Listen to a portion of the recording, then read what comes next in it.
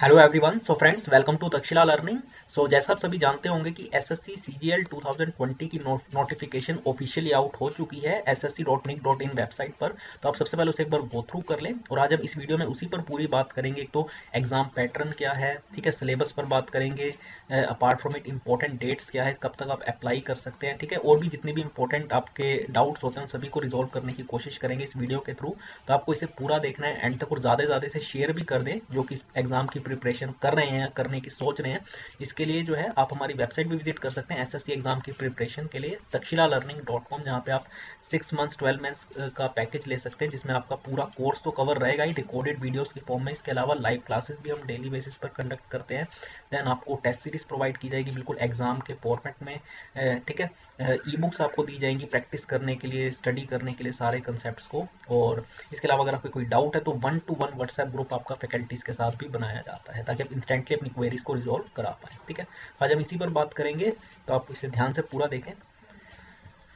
जैसे मैंने आपको बताया, एसएससी ने जो है नोटिफिकेशन रिलीज कर दी है for the much awaited SSC CGL 2020 recruitment on their official website. तो आप इस वेबसाइट पे सबसे पहले विजिट कर सकते हैं ssc.nic.in, और 29 दिसंबर को ही इन्होंने ये नोटिफिकेशन रिलीज की थी और तभी से इसका रजिस्ट्रेशन भी स्टार्ट हो चुका है। तो अगर आप इस पोस्ट के लिए, एसएससी के लिए अगर आप प्रिपरेशन कर रहे हैं तो आप 29 दिसंबर से ही जो है इसका रजिस्ट्रेशन स्टार्ट हो चुका है, ठीक है।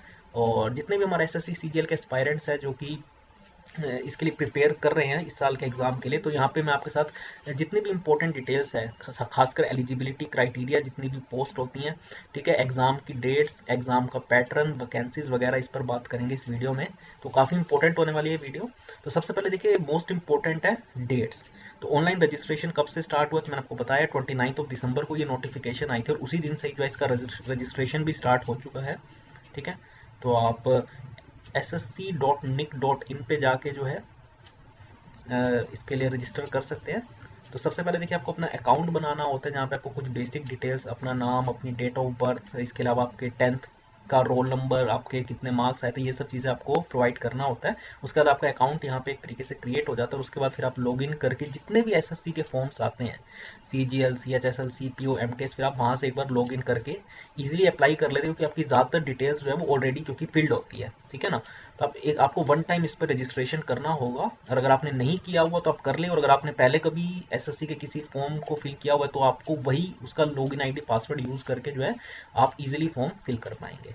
तो ssc.nic.in वेबसाइट पर आप जाएं और 29 दिसंबर से इसका स्टार्ट हुआ है। और मैं आपको देखिए बिल्कुल रेकमेंड करूँगा कि आप इसका फॉर्म जल्द से जल्द भरें क्योंकि अभी जो एसएससी सीएचएसएल का फॉर्म आउट हुआ था उसके आप लगा लो लगभग आखिरी 10-12 दिन इतनी दिक्कत रही इनकी वेबसाइट में, आपको पता है ना ओपन होती है ना आप फॉर्म फिल कर पाते हैं, और बाद में बहुत, ठीक है, डेट एक आध बार तो एक्सटेंड करेंगे लेकिन बार बार एक्सटेंड नहीं होता। फिर वो देखिए आपकी खुद की रिस्पॉन्सिबिलिटी होती है, कोई भी आपकी कंप्लेंट को नहीं सुनेगा कि इनकी वेबसाइट खुल रही थी नहीं खुल रही थी। तो बिल्कुल आप इसकी, क्योंकि देखिए आपने अगर अप्लाई करना है आज भी करना है, आखिरी दिनों में भी करना है, तो आप आज ही कर ले, बेटर यही है क्यों लास्ट डेट तक का वेट करना। फिर लास्ट डेट वैसे मैं आपको बता देता हूँ, 31 जनवरी है अप टू रात के 11:30 बजे तक। लेकिन देखिए इनकी वेबसाइट आप देखेंगे आखिरी 3-4 दिन में बहुत कम चांसेस होते हैं कि इनकी वेबसाइट खुले, बहुत इश्यूज आते हैं, ठीक है, रात को खुलता है या बहुत अगर आपका फास्ट इंटरनेट स्पीड है तो ही आप ओपन कर पाएंगे। तो इसलिए अभी तो देखिए आपका पूरा महीना है तो आप स्टार्टिंग 5 से 10 दिनों के अंदर ही फॉर्म फिल कर लें, ठीक है। और ऑनलाइन फी पेमेंट की लास्ट डेट है 2 फरवरी 2021, ठीक है। 31 जनवरी है फॉर्म फिल करने की, और अगर आप ऑनलाइन फी पेमेंट करते हैं तो आप 2 फरवरी तक कर सकते हैं। आप उधर 100 रुपीज़ की फीस है अगर आप जनरल या ओबीसी कैटेगरी से है बिलोंग करते हैं, और अगर आप फीमेल हैं या अगर आप SC ST से हैं या पर्सन विद डिसेबिलिटी तो आपको कोई फीस पे करने की ज़रूरत नहीं है। तो 11:30 बजे तक आपके पास टाइम इसके लिए भी रहेगा। फी पेमेंट का है 2 फरवरी और फॉर्म फिल करने का 31 जनवरी। और अगर आप चालान के थ्रू बैंक में पेमेंट करना चाहते हैं तो आपके पास डेट आ जाती है 4 फरवरी की, 2 दिन और मिल जाते हैं। लेकिन अगर आप देखिए कोशिश तो यही करें, आजकल आपके पास डेबिट कार्ड वगैरह है, नहीं तो आपके आसपास किसी के पास तो होगा ही, तो आप उसे जो है पे कर दें, ठीक है, ऑनलाइन ही, तो आपका इंस्टेंटली ही फॉर्म फिल हो जाएगा। और अगर आप जो है चालान के थ्रू जो है जनरेट करने का 4 तरीका और पे करने का बैंक के अंदर 6 तरीका है, ठीक है। बट फिर मैं अगेन रेकमेंड करूंगा चालान वगैरह सिस्टम आप अवॉइड करना। अगर आपके पास या आपके आसपास किसी के पास डेबिट कार्ड है, किसी भी बैंक का डेबिट कार्ड, इंटरनेट बैंकिंग, तो आप उसी से ही जो है पे कर दें, ठीक है। अदरवाइज आप करना चाहते हैं बैंक के थ्रू भी चालान जनरेट करके, तो चालान जनरेट करने की डेट 4 तारीख है और पे करने की 6 तारीख है वर्किंग आवर्स का। अब जो मोस्ट इंपॉर्टेंट है वो है टेंटेटिव डेट्स टियर 1 एग्जाम के, जो कि कंप्यूटर बेस्ड होता है। तो 29/5 यानी 29 मई से लेके 7 जून तक की डेट है, इन डेट्स के बीच में एग्जाम होगा। ये भी देखिए टेंटेटिव डेट्स है, हो सकता है आगे एक्सटेंड हो या इन्हीं डेट्स को भी हो सकता है। अच्छी बात है अगर इन्हीं डेट्स पे हो जाए, क्योंकि देखिए इस साल ही जो है एसएससी का एग्ज़ाम जो है खुद ये कंडक्ट कर रहे हैं स्टाफ सिलेक्शन कमीशन। अगले साल से मोस्ट प्रोबेबली चांसेस है जो सभी जितने भी हमारे कम्पिटिटिव एग्जाम्स होते हैं, एसएससी, रेलवे, बैंकिंग, उनका जो कंबाइंड पेपर आपको मैंने बताया भी था, वो कंडक्ट किया जाएगा मोस्ट प्रोबेबली अगले साल, उसके चांसेस है। ठीक है, सीईटी, ठीक है ना, कॉमन एलिजिबिलिटी टेस्ट के बारे में आपको आया था, हो सकता है वो अगले साल से एप्लीकेबल हो 2021 से। तो फिर आपका सारा पेपर कंबाइंड हो जाएगा और फिर उसका टियर 2 अलग अलग एजेंसी अपने अपने लेगी। एसएससी अपना लेगा, बैंकिंग वाले अपना अपने पैटर्न के अकॉर्डिंग लेंगे, लेकिन पहला पेपर कॉमन हो जाएगा। तो मेरे को लगता है आपके पास आखिरी चांस रहेगा अगर आप सिर्फ एसएससी के मतलब इसके थ्रू अप्लाई करना चाहते हैं तो, ठीक है। नहीं तो अगर अदरवाइज आपको अगले साल फिर सभी उसके अंदर स्टूडेंट्स आ जाएंगे, बैंकिंग और रेलवे वाले भी। तो इस बार आप अपना फुल 100% दें इसमें। तो फिर बात कर लेते हैं एलिजिबिलिटी क्राइटेरिया के बारे में। तो देखिए एज ऑन 1/1/2021 ये आपकी इतनी एजुकेशनल क्वालिफिकेशन होनी चाहिए 1/1/2021 तक। अगर आप इसमें मेनली एक तो अगर आप असिस्टेंट ऑडिट ऑफिसर या असिस्टेंट अकाउंट्स के लिए अगर कर रहे हैं, ठीक है, ये एक ही पोस्ट है AAOP, तो उसमें आपके पास देखिए आपका बैचलर डिग्री तो होनी चाहिए किसी रिकॉग्नाइज्ड यूनिवर्सिटी या इंस्टीट्यूट से, लेकिन डिज़ायरेबल क्या है, ये डिज़ायरेबल है कि आप सीए होने चाहिए, या आपके पास कॉस्ट और मैनेजमेंट अकाउंटेंट हो, या कंपनी सेक्रेटरी हो, आपने या मास्टर्स कर रखा है, एमकॉम कर रखा है, एमबीए कर रखी है, ठीक है, फाइनेंस के अंदर या बिजनेस इकोनॉमिक्स के अंदर, तो आपको प्रेफरेंस यहाँ पे मिलेगी AAO पोस्ट के अंदर, असिस्टेंट ऑडिट ऑफिसर या असिस्टेंट अकाउंट ऑफिसर, ठीक है। जूनियर स्टैटिस्टिकल ऑफिसर की जो पोस्ट है उसमें देखिए आपके पास बैचलर डिग्री होनी चाहिए in any subject from a recognised university और institute with at least 60% marks in mathematics at 12th level. जब आप ये फॉर्म फिल करते हैं तो आपके लिए पर्टिकुलरली आपसे जेएसओ पोस्ट के लिए पूछते हैं कि क्या आप इसके लिए अप्लाई करना चाहते हैं या नहीं। तो आपको ध्यान देने देखिए, या तो अगर आपके पास 12th में आपके मैथ में 60% मार्क्स आए हुए हो, या आपने जो बैचलर डिग्री करी हुई है उसमें आपके पास स्टैटिस्टिक्स सब्जेक्ट रहा हो as one of the subjects at degree level, तो ही आप इस पोस्ट के लिए अप्लाई करें, नहीं तो नो करना, क्योंकि इसकी कोई इतनी ज़्यादा पोस्ट नहीं होती। जो मेन पोस्ट होती है वो ऑल अदर पोस्ट में आ जाती हैं, ठीक है। उसमें आपको सिर्फ आपके पास बैचलर डिग्री होनी चाहिए फ्रॉम अ रिकॉग्नाइज्ड यूनिवर्सिटी, ठीक है। और अगर आप फाइनल ईयर में तो भी आप एलिजिबल होंगे अगर आप 1/1/2021 जो मैंने कोई डेट बताई थी तब तक अगर आपका प्रोविजनल रिजल्ट अगर आ चुका है, ठीक है ना, आप अगर ग्रेजुएट हो जाते हैं 1/1/2021 से पहले, तो आप इसके लिए अप्लाई ज़रूर करें, ठीक है। तो एक तो देखिए खैर आपका अगर आना होगा रिजल्ट तब तक आ ही चुका होगा फाइनल ईयर का, ठीक है ना, क्योंकि आज 30 तारीख तो हो ही गई है। सो तो ये मेन एलिजिबिलिटी क्राइटेरिया है, ठीक है। एसेंशियल एजुकेशन क्वालिफिकेशन मैंने आपको बताया, डेट जो रखी गई है वो है 1 जनवरी 2021। अगर आप एएओ पोस्ट के लिए अप्लाई कर रहे हैं इसके लिए देखिए खैर पूछेगा भी नहीं आपसे, क्योंकि इसमें आपका बैचलर डिग्री होनी चाहिए, ये मेन है, ठीक है। बाकी डिज़ायरेबल है अगर आपको के पास होंगी ये क्वालिफिकेशंस, यानी अगर आप सीए हैं, कॉस्ट एंड मैनेजमेंट अकाउंटेंट है, कंपनी सेक्रेटरी है, एमकॉम आपने कर रखा है, एमबीए कर रखा है फाइनेंस या बिजनेस इकोनॉमिक्स में, तो आपको एक प्रेफरेंस मिल जाएगी। बट जो मेन चीज़ है वो बैचलर डिग्री होनी चाहिए, ठीक है ना, ये एक चीज़ है। लेकिन आपके लिए जेएसओ के लिए आपसे पर्टिकुलरली फॉर्म फिल करते हुए पूछेंगे कि क्या आप इसके लिए अप्लाई करना चाहते हैं और क्या आप इसके लिए एलिजिबल है भी या नहीं। तो अगर आपके पास या तो 12th में आपके मैथ में 60% से ज़्यादा नंबर आए हुए हो, अगर 100 गए तो 60 से ऊपर नंबर हो, या आपके पास स्टैटिस्टिक्स सब्जेक्ट हो डिग्री लेवल पे, ठीक है ना, तो आप इसके लिए अप्लाई करें। बाकी पोस्ट के तो सिंपल है ग्रेजुएशन सिर्फ, ठीक है। फिर अगर बात करें एग्ज़ाम पैटर्न की, तो देखिए एग्ज़ाम पैटर्न आप सभी अगर आपने पहले कभी इसका पेपर दिया है, अगर आपने कभी देखा हो तो देखिए भैया हर साल वाला सेम टियर 1 पेपर जो है वो कंप्यूटर बेस्ड एग्जामिनेशन रहेगा, सीबीई, ठीक है, जिसके अंदर आपको 4 सेक्शंस देखने को मिलेंगे, जिसमें आपको जो है 100 क्वेश्चंस रहते हैं total with maximum marks of 200, यानी हर एक क्वेश्चन 2-2 नंबर का होगा, जिसके लिए आपको 60 मिनट्स का ओवरऑल टाइम मिलेगा, ठीक है। यहाँ पे चारों सेक्शन देख सकते हैं। ये जनरल इंटेलिजेंस एंड रीजनिंग, यानी रीजनिंग हो गए के 25 क्वेश्चन 50 मार्क्स के, ठीक है।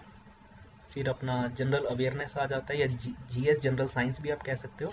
इसके 25 क्वेश्चन अगेन 50 नंबर के, ठीक है। क्वांट, इसके भी 25 क्वेश्चन 50 नंबर के, और आखिरी में इंग्लिश कॉम्प्रिहेंशन के भी 25 क्वेश्चन 50 नंबर के, ठीक है। तो टोटल आप यहाँ पे देख सकते हैं 100 क्वेश्चन हो गए और नंबर हो गए 200, और ओवरऑल इसके लिए आपको 60 मिनट्स का टाइम मिलेगा। देखिए, तो ये हमारे 4 सब्जेक्ट्स हैं, और ये हर साल का देखिए यही एग्जाम पैटर्न रहता है। मैं आपको थोड़ा सिलेबस बता दूं। रीजनिंग के अंदर तो आपको देखिए 2 तरीके के आता है, एक वर्बल और नॉन वर्बल रीजनिंग, जिसमें जैसे आपका कोडिंग डिकोडिंग हो गया, इजी लेवल के कोडिंग डिकोडिंग, ठीक है, matrix, mirror image, water image. Then इसके अलावा अगर बात करें तो जो होते हैं अल्फ़ाबेट पर बेस्ड क्वेश्चंस आपको देखने को मिलेंगे, ठीक है ना। अल्फ़ा न्यूमेरिक सीरीज के क्वेश्चंस आ सकते हैं, डायरेक्शन के आ सकते हैं, ब्लड रिलेशन के आ सकते हैं, तो ये सारे टॉपिक्स रहते हैं, ठीक है।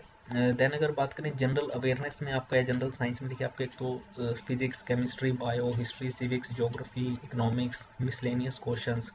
देन इसके अलावा तो ये सारा आपका एक तो साइंस 10th तक का साइंस, और जो एसएसटी हम पढ़ते थे सोशल साइंस, साइंस और सोशल साइंस आपको अप टू 10th तक का पढ़ना होगा कम से कम, ठीक है, जिसमें आपका physics, chemistry, bio, history, civics, geography, economics और मिसलेनियस क्वेश्चंस आपको कवर करने होंगे। इसके अलावा करंट अफेयर के भी आपको 25 में से 4 से 5 क्वेश्चंस देखने को मिल जाएंगे। तो कम से कम 6 से 9 महीने के पुराने इंपॉर्टेंट करंट अफेयर्स भी आप गो थ्रू कर लें। इसके लिए आप हमारी वेबसाइट पे हम डेली बेसिस पे करंट अफेयर का शो लेके आते हैं, तो आप उन्हें अगर देख लेंगे तो भी आपके लिए काफ़ी मोर देन एनफ हो जाएगा, तो वो आप ज़रूर उन्हें फॉलो करें। फिर क्वांट के अंदर देखिए हमारे इसको भी 2 पार्ट्स में हम डिवाइड करते हैं। क्वांट को एक अरिथमेटिक और दूसरा एडवांस मैथ। अरिथमेटिक में हमारे वही सारे टॉपिक्स आ जाते हैं, जैसे percentage, profit and loss, SI and CI, ठीक है, average, time, speed and distance, ठीक है। इसके अलावा हमारा टाइम एंड वर्क।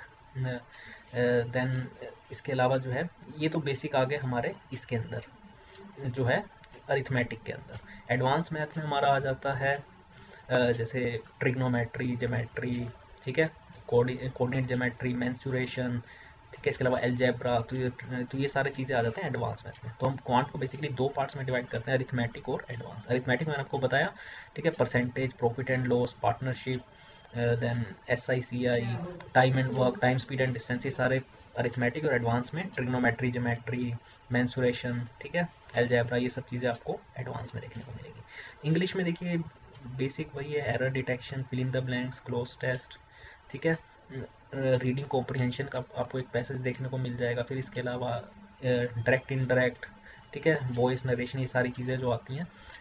इसके अलावा जो है फिल इन द ब्लैंक्स मैंने आपको बताया, ये एरर डिटेक्शन, ये सब चीज़ें मेन है, ठीक है। Antonym, synonym, antonym, one word substitution, idiom and phrases, आप इन सबको गो थ्रू ज़रूर करें, ठीक है। इसमें आपका देखिए सिलेबस मैंने आपको मोटा मोटा बता दिया, नहीं तो आपको हमारी वीडियो भी मिल जाएगी इसके ऊपर डिटेल्ड सिलेबस पर भी। इसमें नेगेटिव मार्किंग भी आपकी रहती है 0.50 मार्क्स की, अगर आप रॉन्ग आंसर मार्क करते हैं, ठीक है ना। करेक्ट के लिए +2 और रॉन्ग के लिए -0.5, और कोई सेक्शनल कट ऑफ नहीं होती, लेकिन आप फिर भी देखिए ओबे सी बात है, देखिए इसकी कट ऑफ बहुत अच्छी जाती है, आपको तो कंपटीशन बहुत ज़्यादा है। तो ऐसा नहीं है कि अगर आप बिल्कुल किसी में बहुत कम स्कोर करें, आप सभी सेक्शंस में मैक्सिमम स्कोर करने की कोशिश करें। क्योंकि देखिए अगर मैं क्वांट को छोड़ दूँ तो जनरल अवेयरनेस से जो जनरल साइंस का सेक्शन आता है 25 क्वेश्चन जिसमें होते हैं, देखिए वो तो देखिए आप 3 to 5 मिनट्स में कर सकते हैं। उसमें देखिए ऐसा होता है, अगर आपको क्वेश्चन आता है तो आता है, नहीं आता तो नहीं आता, उसमें वैसे आपका कोई टाइम ज़्यादा कंज्यूम नहीं होता। वैसे ही रीजनिंग के अंदर भी आप कोशिश करें, मैंने देखा है एस्पायरेंट्स को 7 से 8 मिनट के अंदर 25 क्वेश्चंस को सॉल्व करते आए, ठीक है। इंग्लिश को भी तो ओवरऑल आप टारगेट लेके चले कि आप मैक्सिमम 30 मिनट्स, नहीं तो 25 to 30 मिनट्स के अंदर बाकी तीनों सेक्शन क्वांट को छोड़ के तीनों सेक्शंस को पूरा अटेम्प्ट करने की कोशिश करें। तो अगर क्वांट को हटा के मैं आपको कह रहा हूँ 25 से 30 मिनट्स का आपको टारगेट लेके चलना है, ताकि आप पूरा आधा घंटा जो है या 35 मिनट्स क्वांट सेक्शन को दे पाए। और मैं आप देखेंगे बहुत सारे एस्पायरेंट्स हैं जो 25 के 25 क्वेश्चंस करेक्ट सोल्व करते हैं, नहीं 50 नंबर लेके आते हैं, ठीक है ना। तो ये आपको बिल्कुल ध्यान में रखना है। दूसरा देखिए टीयर 2 का जो पेपर है मैं आपको बता देता हूँ। जो टीयर 2 का पेपर होता है उसमें 2 सेक्शंस आते हैं, ठीक है, 2 sections with maximum marks of 200 in each section, ठीक है। जैसे आप यहाँ पे देख सकते हैं इंग्लिश के आते हैं 200 क्वेश्चन 200 नंबर के, यानी हर एक क्वेश्चन एक एक नंबर का है, जिसमें आपको 2 घंटे का टाइम मिलता है, ठीक है। और क्वांट इसके आपको 100 क्वेश्चन देखने को मिलेंगे 200 मार्क्स से। इसका मतलब क्या है, हर क्वेश्चन 2 नंबर का। तो इंग्लिश का हर क्वेश्चन 1 नंबर का और क्वांट का हर क्वेश्चन 2 नंबर का। तो इसके लिए भी आपको 2 घंटे का टाइम मिलेगा। तो ओवरऑल आप देखेंगे 300 क्वेश्चन है, 400 मार्क्स के और 4 घंटे का टाइम। ठीक है, तो यानी अभी तक हमने क्या देखा कि 200 नंबर का आपका पेपर टीयर 1 में आता है और टीयर 2 में आता है 400, यानी 400 प्लस 200 600। ठीक है ना। और इसमें देखिए बैंकिंग एग्जाम्स की तरह नहीं है कि अपने कि टीयर 1 या प्री के पेपर के मार्क्स आपके आगे ऐड नहीं होंगे, तो इसके सारे मार्क्स आपके ऐड होते जाते हैं। तो ठीक है ना, वो क्यूमुलेट होते जाते हैं। तो इसलिए आपको टीयर 1 से ही अच्छे स्कोर लेके चलना है। तो टीयर 1 प्लस टीयर 2 तो आपके 600 मार्क्स के तो अभी तक आ गए। जो आपका तीसरा टीयर होता है जिसमें आपका फिर टोटली 700 नंबर के हो जाएंगे, जिसमें पेन एंड पेपर मोड में आपको एक डिस्क्रिप्टिव पेपर देना होता है।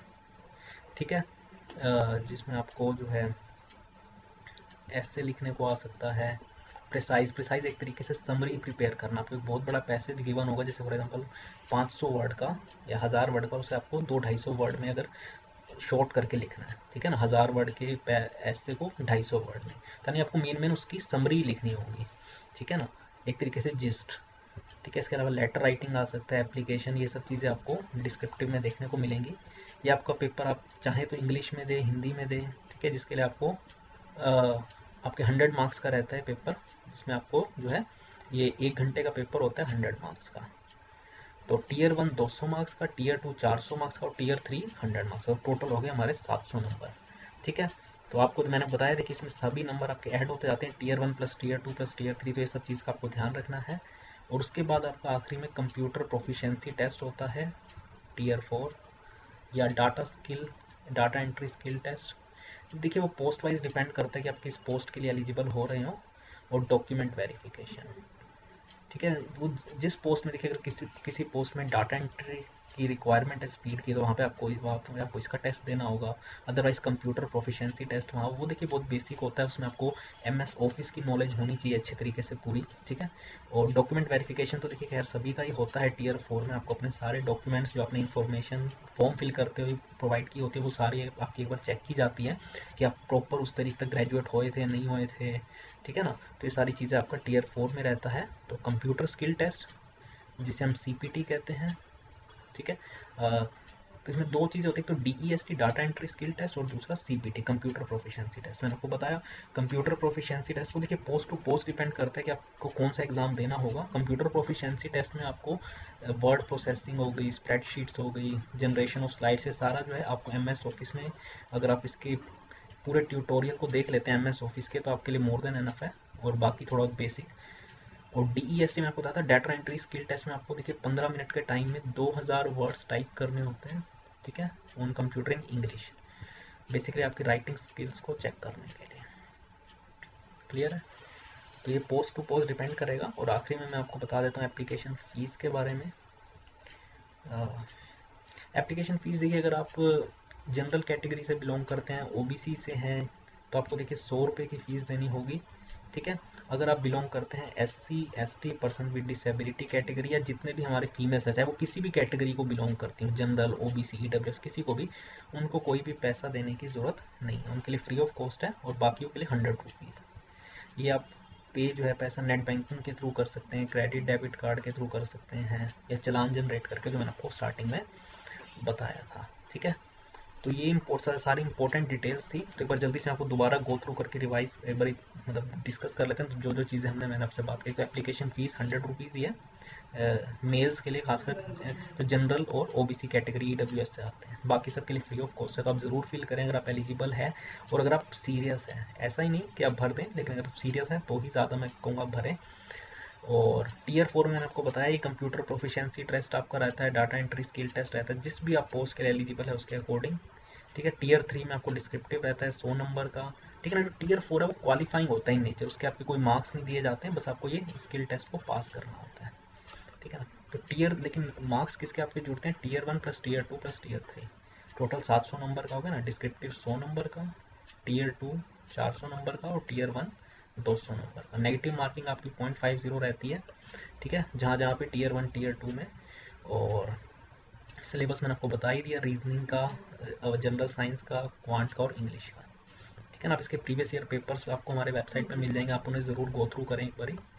और एलिजिबिलिटी क्राइटेरिया में मैंने आपको बताया, ज़्यादातर पोस्ट के लिए जो आपकी आप सिर्फ ग्रेजुएट होनी ज़रूरी है, वो भी 1/1/2021 तक आपका रिजल्ट आ जाना चाहिए, ठीक है। तो बस आप ग्रेजुएट होने चाहिए, कोई मिनिमम परसेंटेज भी मेंशन नहीं है, तो जस्ट आप बैचलर डिग्री आपकी होनी चाहिए आपके पास। बस जीएसओ के लिए आपको ध्यान रखना है कि आपके पास स्टैटिस्टिक्स सब्जेक्ट हो, या तो बैचलर डिग्री के दौरान, या मैथ में 12th क्लास में 60% से ज़्यादा नंबर, ठीक है। और ये इंपॉर्टेंट डेट्स जो सबसे चीज़ मैं आपको दोबारा बता दूँ कि अगेन लास्ट डेट तक आप वेट ना करें, इनकी वेबसाइट मोस्ट चांसेस है कि शायद आखिरी में ओपन ना हो, तो आज आपके पास बहुत टाइम है, आज ही फिल कर लें 2-3 दिन में, ठीक है। मेरे को समझ नहीं आता कि क्यों वेट करने का कोई तुक नहीं बनता। अगर आप इंटरेस्टेड हैं, अगर आप प्रिपरेशन कर रहे हैं, तो आज ही अप्लाई करें। फिर लास्ट डेट में जैसे भी पिछले CHSL के एस्पायरेंट्स बहुत सारे फॉर्म नहीं भर पाए इस वजह से, तो इसका कोई मतलब नहीं बनता, तो आप आज ही इसके लिए अप्लाई कर लें, ठीक है। तो इसके लिए मैंने आपको बताया ही, आप हमारी वेबसाइट विजिट कर सकते हैं, प्रिपरेशन के लिए आप कोर्स ले सकते हैं, अभी न्यू ईयर ऑफर चल रहा है, ठीक है। और हमारे इस यूट्यूब चैनल को भी सब्सक्राइब करें, क्योंकि यहाँ पे भी हम टाइम टू टाइम आपको शॉर्ट कंटेंट प्रोवाइड करते रहते हैं, इन्फॉर्मेशनल, ठीक है। तो आज की इस वीडियो में इतना ही फ्रेंड्स, ज़्यादा से ज़्यादा शेयर भी कर दें और लाइक भी करें। तो थैंक्स अ लॉट।